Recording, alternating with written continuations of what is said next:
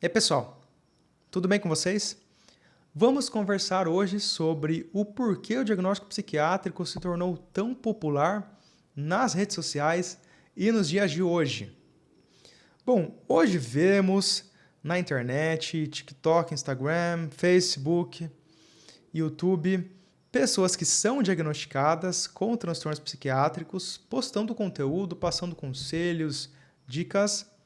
E também vemos um fenômeno muito forte de autodiagnóstico, ou seja, os pacientes chegam já no consultório de psicologia, de psiquiatria, com o diagnóstico pronto, fechado.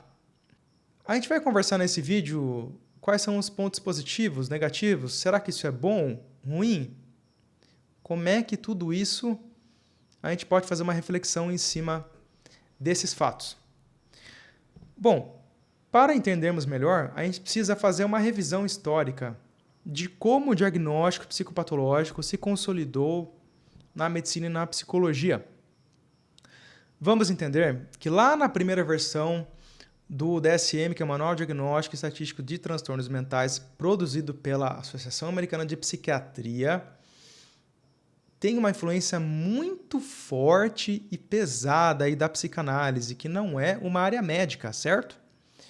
Tanto que utilizava-se termos como neurose, psicose no DSM. Essa influência forte da psicanálise, que com o passar dos anos, ela deixa de ser tão prevalente. Mas vamos entender uma coisa, a psiquiatria bebe da psicanálise, da psicologia em si, para categorizar, classificar e criar categorias nosológicas, ou seja, observa-se comportamentos clinicamente identificáveis, coloca-os em categorias, e vamos chamar aquilo de transtorno distúrbio, disorder. Dito isso, entendendo esse processo de classificação e quais são as influências sociais, certo? Que isso passa a ter na construção desses diagnósticos, porque é um diagnóstico feito essencialmente clínico, que a medicina empresta dessa questão psicológica para fazer esse diagnóstico nosológico. Vamos ter isso em mente.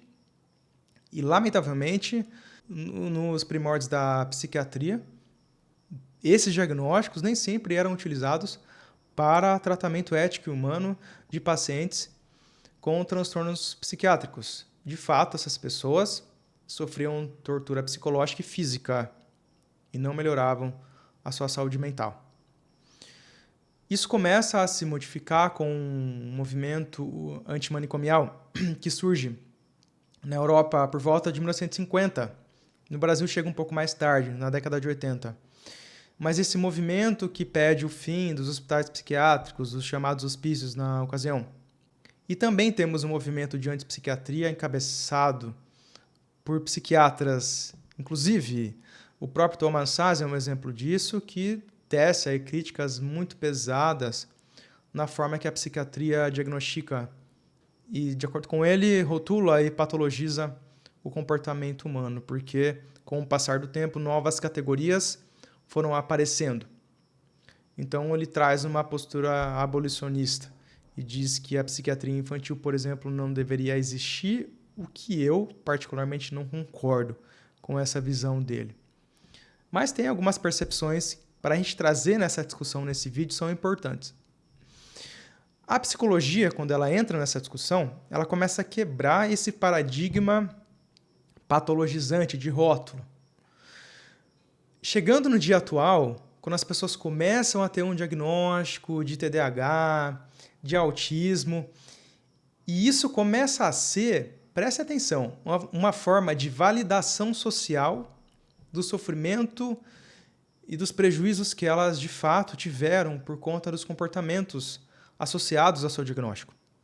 Essa validação social, que é importante para questões aí de autoestima, autoaceitação, e se a gente pensar, por exemplo, no caso do espectro autista, que são pessoas que muitas vezes passam por uma vida de invalidação, que precisam se forçar a ter comportamentos típicos que não são delas, e com esse diagnóstico elas conseguem explicar para as pessoas o que elas estão sentindo e comunicar aos profissionais o que está acontecendo dentro delas.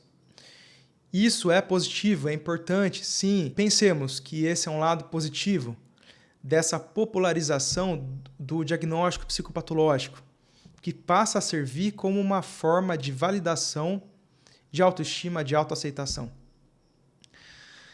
Vamos ser otimistas e pensar que isso pode ser positivo.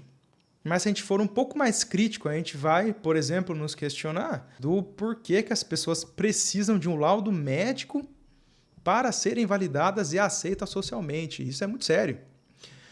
Em que ponto que as pessoas estão precisando de uma validação, de um carimbo, de um laudo, para que os outros aceitem elas do jeito que elas são e compreendam a neurodivergência e as suas formas diferentes de funcionamento?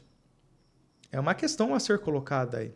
A função do diagnóstico psicopatológico na psicologia é um pouco diferente da psiquiatria, porque na psicologia o diagnóstico psicológico, psicopatológico vai servir muito mais como forma de psicoeducação, que é isso que as pessoas estão buscando. E, em tese, a medicina que trata de doença vai fazer esse diagnóstico para medicar. Mas a medicina também não fala só sobre medicação e remédio, tá? Mas devemos muito à psicologia, dessa modificação de paradigma.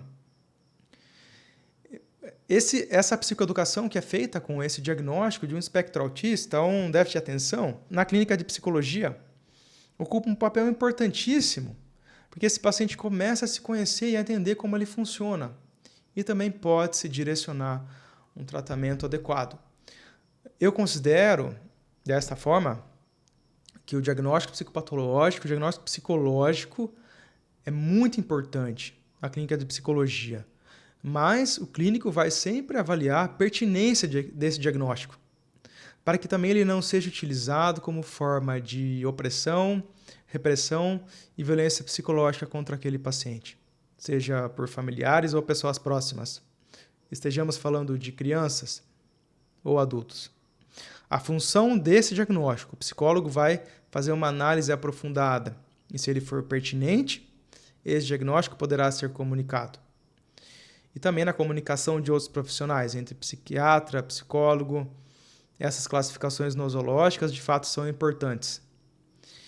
Mas, conforme a ciência vai avançando, as pesquisas vão avançando, a psiquiatria e a psicologia começam a se aproximar bastante.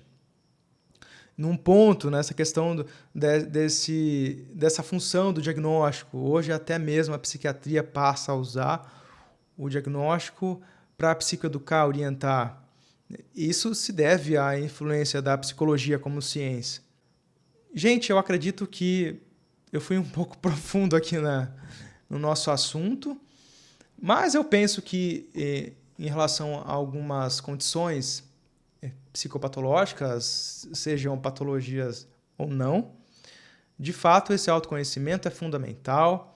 Sim, é válido o paciente chegar e trazer uma suspeita para o psicólogo, para o psiquiatra. Mas quem vai fazer o diagnóstico psicopatológico é o profissional de saúde mental, capacitado.